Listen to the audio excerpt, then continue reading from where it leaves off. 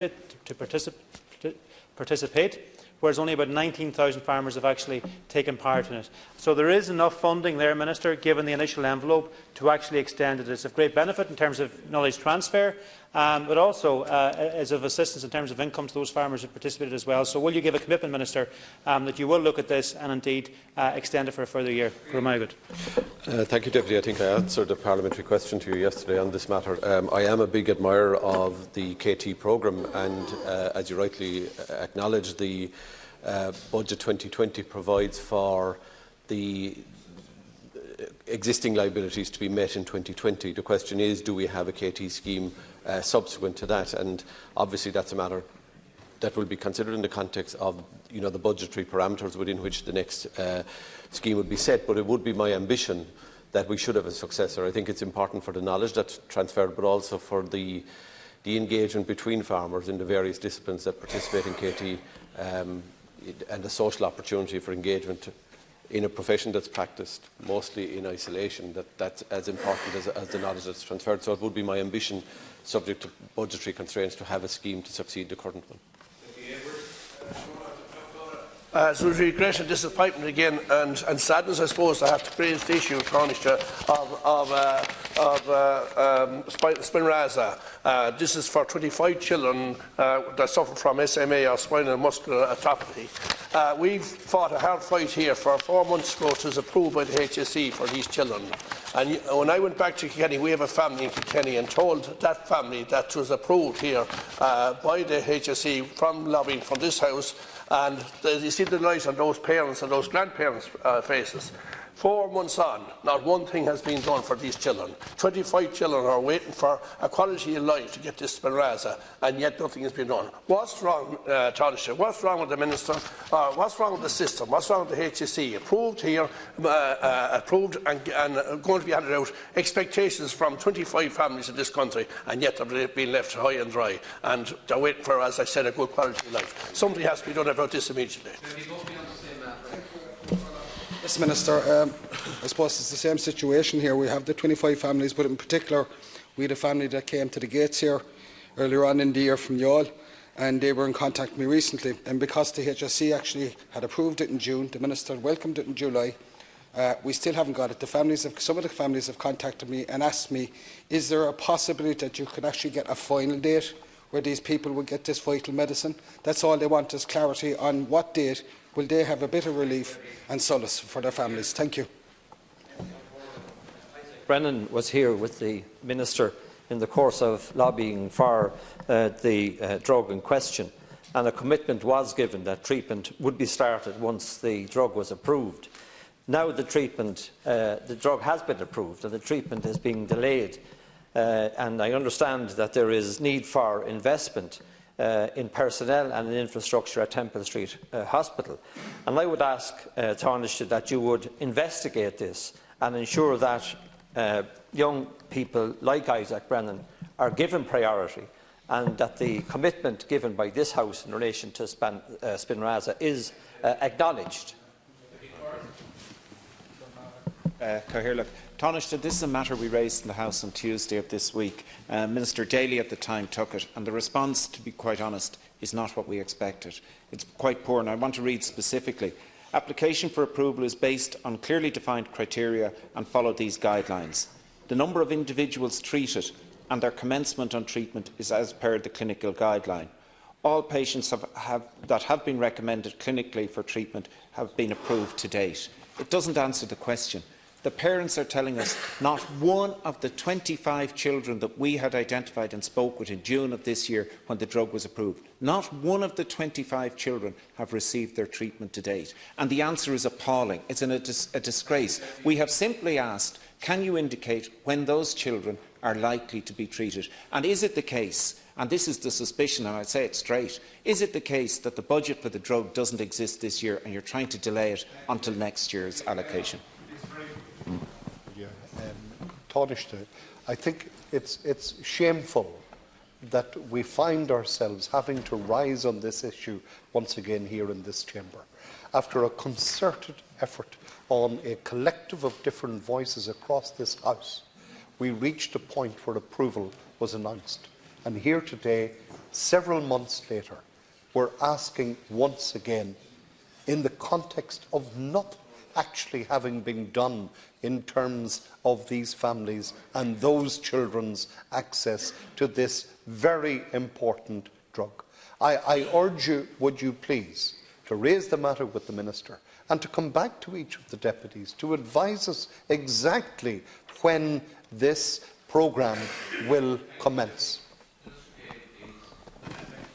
Thanks to the deputies opposite, and as Deputy Kern outlined, the issue was raised on Tuesday, leaders' questions, and I did seek a response from the HC on Tuesday and have the deputies updated with that response, and I accept Deputy Kern and the other deputies.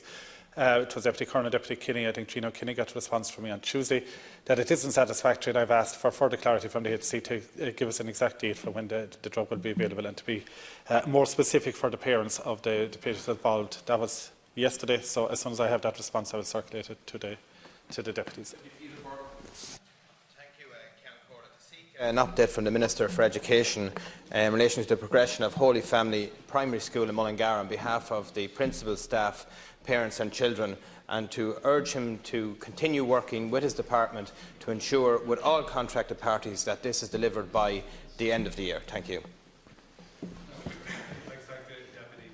This continued question and the pressure you're putting on, and I know it's reflecting the community pressure and the community desire to see a conclusion. There's been so many false expectations in relation to the date. I certainly don't want to add to that frustration and anxiety, but what I will say is in relation to feedback from my officials, and we're really lucky we have a great clerk of works and a good team on there, being very vigilant. I'm going to do it. I'm going to say it by the end of the year. We need that project completed because it's just gone on too long, and we need to finish it by the end of the year. Just in relation to the funding and budget for the arts, I want to welcome the increase in funding for the arts, but with particular reference, I see for the first time, of funding for amateur dramatic groups, which are taking particularly foothold in rural Ireland, and an amalgamation of community and people building around amateur dramatic groups in rural Ireland. I would like for the Minister to outline as to when this will come on stream and what the application process would be. Thank you. Thank you, Deputy Neville, for your question. The overall budget increase for the culture side of my department was 2% this year, which is 4 million, which is up to 193 million. And out of that, 250,000 will go for the very first time in over a decade to, as you outlined, amateur dramatic and musical societies across the country, which is very much to be welcomed. We hope to have a mechanism set up, probably in conjunction with the Drama League of Ireland, over the next number of weeks. And I'm sure down in Limerick, Deputy Neville, there will be many groups of players that will be very interested in this initiative. Thank you. Insurance working group in light of the possibility that climbing centres right across the country would be forced to close because of the exit of insurance providers. Places like the Dublin Climbing Centre in Tala, which provide facilities for huge numbers of young people and older people, very important in terms of physical and mental health. And I'd ask the Tánaiste, does he agree that you have yet another failure here of a for-profit insurance market, incidentally very profitable for the insurance companies, but where they're able to simply walk away, and it points to the need for a state insurance company to provide insurance on a not-for-profit basis. Page 33 of the programme for government talks about tackling insurance costs, and the reason I'm raising this issue, there probably isn't a TD in the chamber here who hasn't been lobbied by business groups, community groups and individuals whose premiums have skyrocketed, and we don't believe the government has done any particular intervention to address the situation, and I would urge for urgent intervention from the government. The Suez Climbing Centre in Gillogue on the outskirts of Limerick itself is at risk of closure, resulting in job losses for their workers and the loss of an excellent facility which is used by many people in Limerick, Clare and Tipperary. And I just want to know what specific things you're going to do to address the insurance problem, because you've done nothing so far. Yes, this issue in regard to the leisure industry not being able to get insurance is a huge issue that has to be urgently addressed. I've certainly heard from a number of businesses, and I would like to ask for an update in terms of the actions that have been taken to date, and I would like to urge the Minister to hurry up in regard to this matter, because jobs are at risk across this state unless this matter is resolved. Tánaiste, jobs are at risk in relation to the inaction by the government in tackling the hikes in insurance costs right across the state, and indeed jobs have been lost right across the state. We have businesses closing down on a weekly basis, and indeed I'm working with a number of businesses who provide for outdoor pursuits, activities, and they are at risk. One business told me recently that their insurance has gone from 9,000 up to over 60,000 in a couple of years. Tánaiste, we cannot afford to wait and hope something takes place in the future. And when I say that, I mean the Judicial Council bill. That seems to be the only hope that this government is giving these people, but that is built on so many ifs and buts. We need action, and we need it now, otherwise there will be thousands of jobs lost right across the state. Deputies have been saying, Tánaiste, I know you have other matters on your mind today, but this needs to be reinforced. So they've mentioned, motor, business, commercial, residential insurance. This is beginning really to bite in community facilities. Your ministerial colleague, my constituency colleague, Minister Zappone, will also know. Fettercairn Youth Horse Project have seen their public liability insurance rise to €46,000. They've almost exhausted their cash reserves to deal with this. A very, very valuable community project. Killinarden Community Centre has seen its insurance rise from 6,000 to 26,000 in the space of 6 or 7 years. You may nod your head, Tánaiste, they're threatened with closure. Now, these are the beating heart of local communities and real action. It was the first item that my colleague Michael McGrath raised in this Dáil on private members' business 3 years ago, and nothing has happened to effect any real change. Thanks, Cancún. You deputies. In relation to insurance, the single biggest issue is the levels of awards. We've all seen people with low damages, low impact upon them, have huge levels of awards. The insurance companies in a number of sectors have left those areas because of those levels of awards. We have passed the Judicial Council bill. The Judiciary, the Chief Justice, has been very helpful. The establishment of the Personal Injury Committee within the Judicial Council will happen in parallel with the establishment of the Judicial Council. We expect the announcement in a number of days of the judges 7 judges who will participate in the review of the guidelines to reduce the guidelines. The Finance Committee have publicly put the question directly to the insurance companies. If the awards come down, will premium come down? And they have all said that they will. They have said the same thing to me in private, and I've been to London to meet with the underwriters in relation to insurance here in Ireland, London-based underwriters. And when the awards come down, so too will premium, but also will the risk appetite will be improved as well. So the work is being done. Those of you who are saying nothing is being done are wrong. And the objective is to get the 5 primary areas of personal injury reduced by the end of the year. Tánaiste, here last January 19th, Minister Helen McEntee came in here, and first of all, I congratulate her as being a member of your Brexit team. But on that day, she spoke on behalf of Minister Owen Murphy in regards to the wastewater treatment plants in Cork. And one of the areas she referred to was Glanmouth, and there was a commitment given to her by Irish Water that Glanmouth wastewater treatment plant would be incorporated into a bundling tender process. But in the last week or two, it seems to have fallen out of this bundle.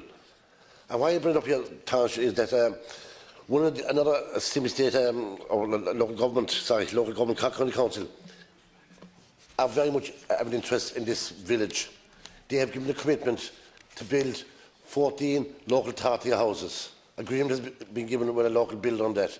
He cannot get the go-ahead until the treatment plant is upgraded. I ask you to intercede, Tánaiste. I know Glanworth very well, actually, as it happens.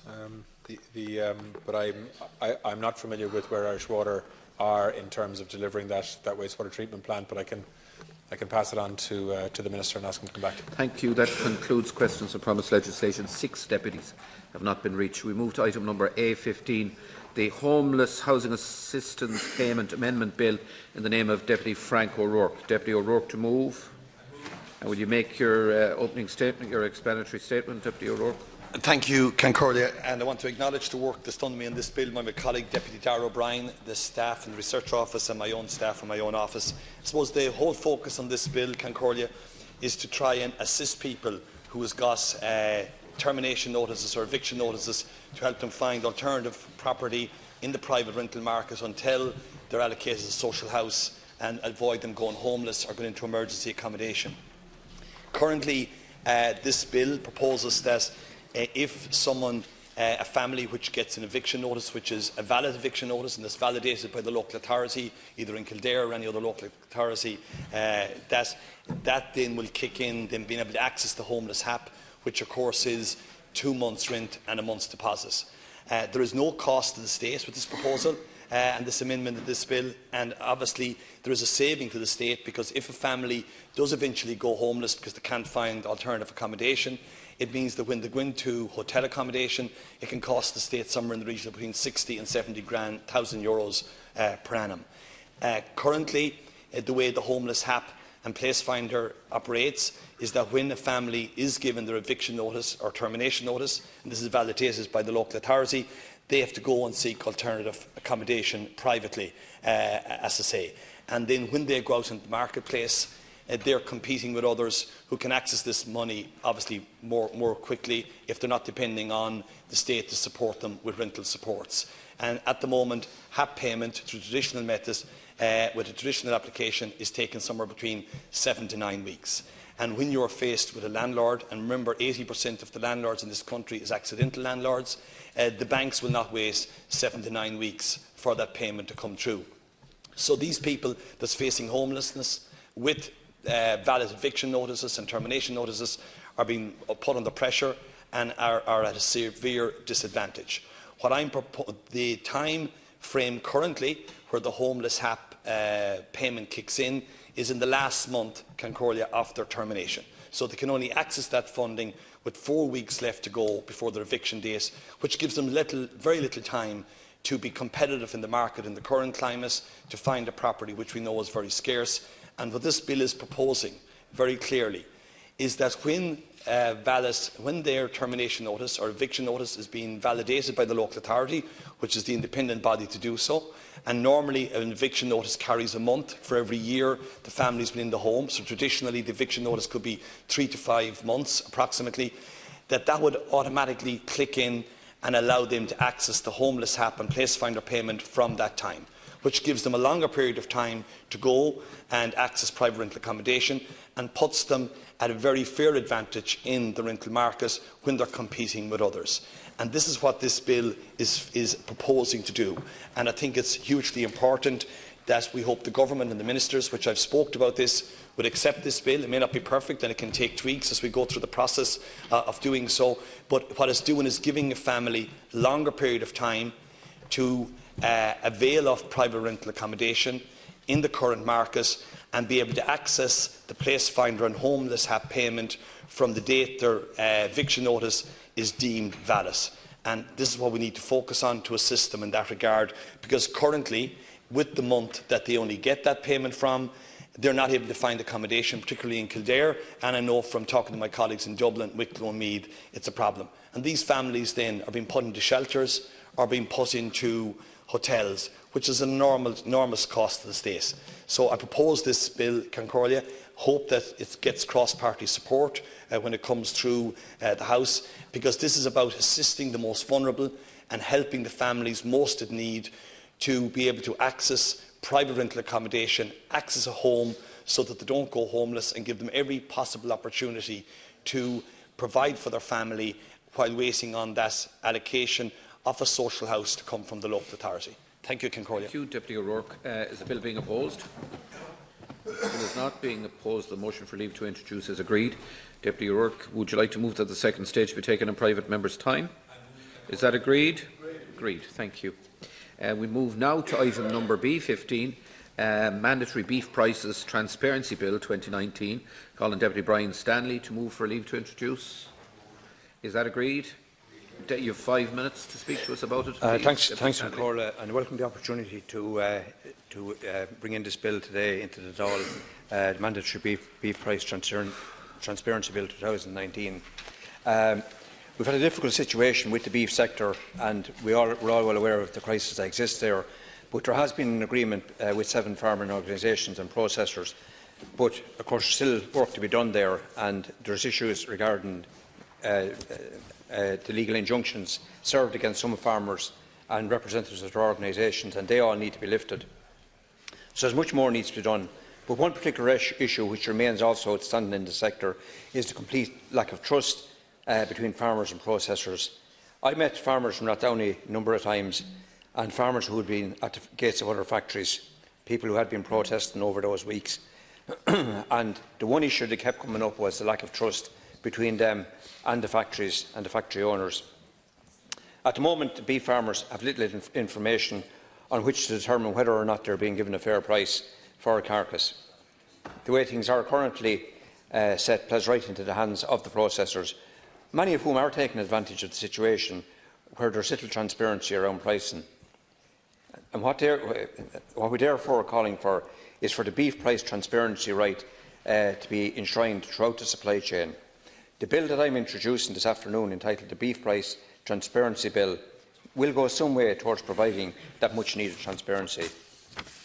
The bill from Sinn Féin would make it mandatory, put a mandatory obligation on all processors to provide price transparency through a central system on a daily basis. And what this would mean is that there would be a record that farmers could easily tap into and see exactly what price is being paid by factories and processors, and would be categorised by grade. So, for example, the Beef Market Observatory would compile daily information on the price of cattle per kilogramme, the live weight, the dress weight, the quality, grade, breed, etc., and any premiums or discounts associated with the transaction. Without this basic information, farmers are put at a serious disadvantage each time that they engage with the factories, leaving the door open for processors who are making huge profits while farmers are making a loss. It's leaving the door open for those processors to further exploit the situation. The type of legislation we introduced does work, because we know it works in the United States, where beef sector is regulated through legislation. So we do have examples of where this works. We don't have to, we don't want to hear answers that, this can't be done or it's risky or anything like that. All this does is opens up everything to broad daylight, so as farmers and people working in the sector can see what's happening. Now, having said that, we understand that the beef price index and the observatory isn't a silver bullet. We're not naive enough to think that, but we do believe that it will go some way towards ending any suggested manipulation of prices by processors. And that's very, very important. When we see the huge margins and the huge profits that some of the factories are turning out, and you see, on the other hand, farmers actually producing and selling at a loss. Now, there are some issues, like base price, which we in this House can't get directly involved in. But there are others, like transparency, where we can improve the situation. This is a sector which has been very unstable for years now. Huge uncertainty for farmers, of course, in terms of price. Are they going to be able to get a price to cover their costs? But also huge uncertainty for workers in the factories. They've suffered uncertainty as well, and a lot of them are being exploited by factory owners. Workers that were skilled boners were cleared out of a lot of the factories. People who were on €14 and €15 an hour, I've seen this happening, and other people were brought in on the minimum wage to take their place. So, the whole situation is very, very unstable. It's been unstable for workers because workers have been let off recently due to the blockades. And that's no fault of the farmers or the workers. That's the fault of the factory owners and the processors. So we need to bring stability and certainty and transparency to this sector. And we can start doing this by underpinning the rules and the agreement that's recently been made with legislation. Any step forward is welcome, and we acknowledge there has been progress, but now we need transparency. So I'm calling on all parties and I'm requesting and appealing to all parties here in the House to support this piece of legislation. We're open to amendments. We're not saying that this bill is perfect. We are saying that it's the place to start with. When I raised this with the Minister twice in the past, he's indicated to me that he may be open to considering this bill. So I'm saying to the government deputies on the far side of the House, and indeed the Ministers present here in the House, to bring back the message to him that we need to move on with this, and we need to create transparency and certainty for farmers and the workers Is in the bill factories. being opposed? No. Bill is not being opposed. The motion for leave to introduce is therefore agreed. Deputy Stanley, will you move that the second stage be taken in private member's time? Is that agreed? Agreed. Thank you. Topical issues. I wish to advise the House that 11 deputies have submitted matters under Standing Order 29A and will be listed in the official debate. Matters raised by the following deputies have been selected for discussion this afternoon. Deputies Anne Rabbitte and Michael Fitzmaurice to discuss a date to reconvene the new Beef Task Force meeting. Number 2, Deputy Sean Haughey to need to provide emergency accommodation for a school following a devastating fire on Wednesday, October 16th. 3, Deputy Martin Hayden to discuss the progression of a second bridge in Newbridge, County Kildare through the Urban Regeneration Development Fund. And 4, Deputies Angus O'Snuddy and Joan Collins to discuss the impact the moratorium on Garda overtime has in providing cover over the Halloween period. Now, I must deal with a postponed division relating to amendment number 1 in the name of the Minister for Agriculture, Food and the Marine to the motion regarding closure to nature forestry on Tuesday, 1st of October. On the question that the amendment be made, a division was claimed, and in accordance with Standing Order 72, that division must be taken now, and the clerk will ring the bells.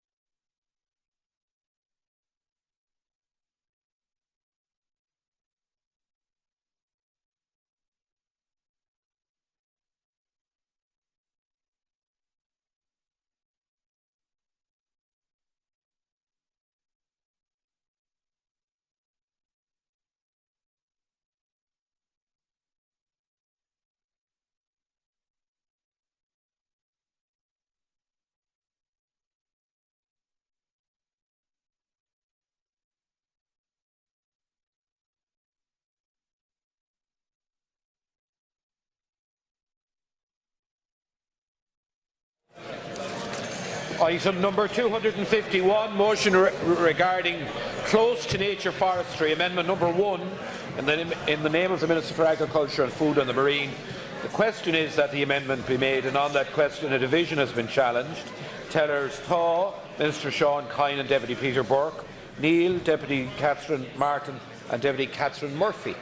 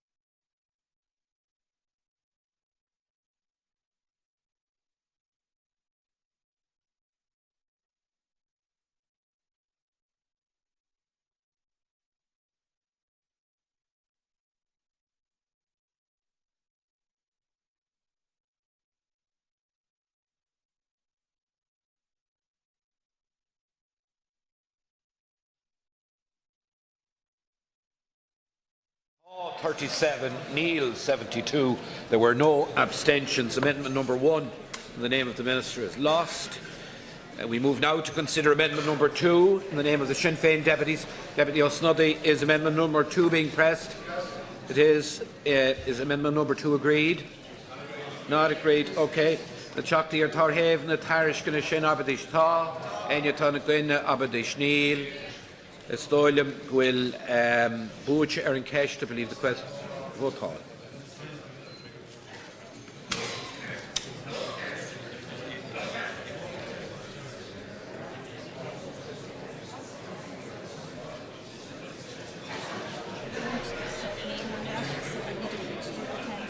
Do we not?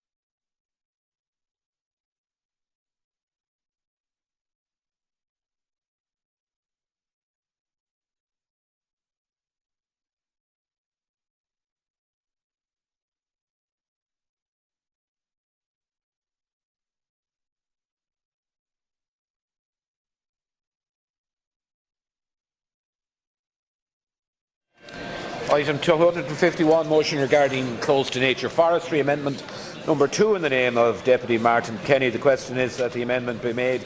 And on that question, the division has been challenged. Tellers Thaw, Deputies Angus O'Snuddy and Denise Mitchell, Neil, Deputies Catherine Martin and Catherine Murphy.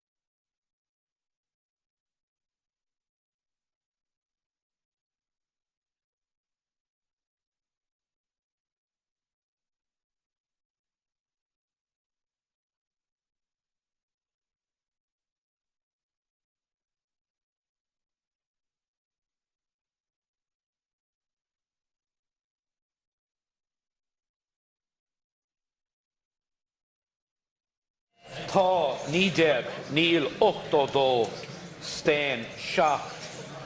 So tá leatú iver dó an anam na teachtaí ó sin féin cailse.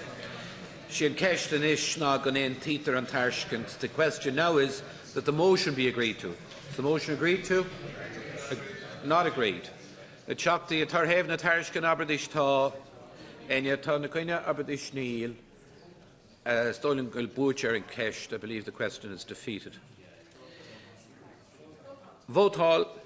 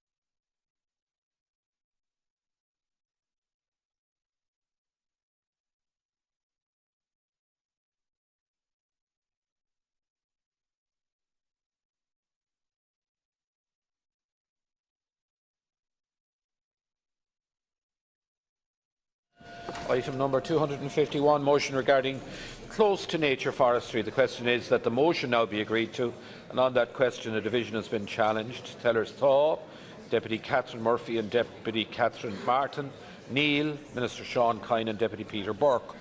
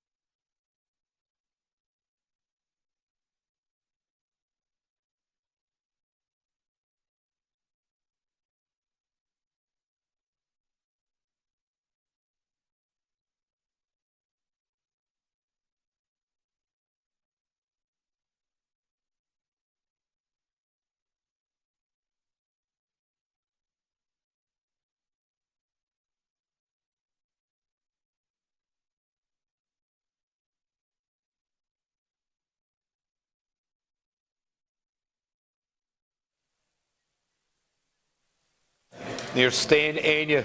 The motion is carried.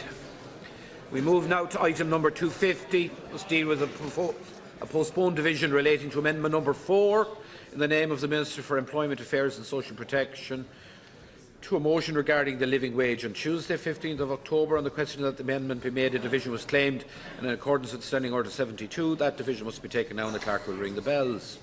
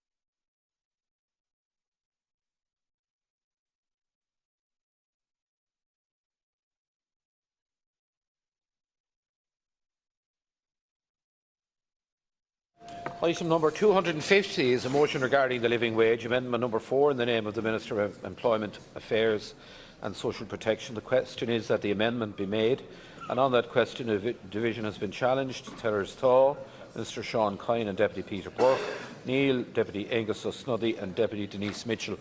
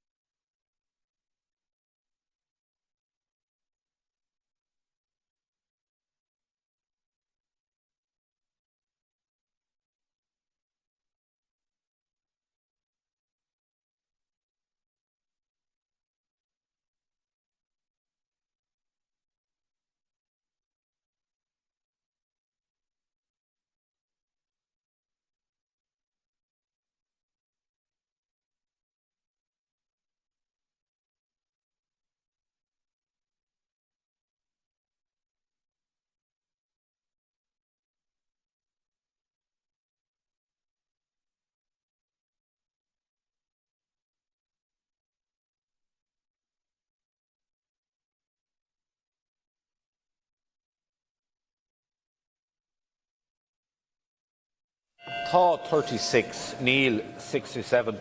There was one abstention. The amendment is defeated. We must now consider amendment number 2. Deputy O'D. How stands amendment number 2? Is it being pressed? Yes? Yes, the amendment is pressed. OK. Na teachtaí atá thaobh na tairisce go sin arbeidish tá. Aine atá na goine arbeidish Neil. Stáiliam go bhfuil Butcher in case to believe the question is defeated. Vote all.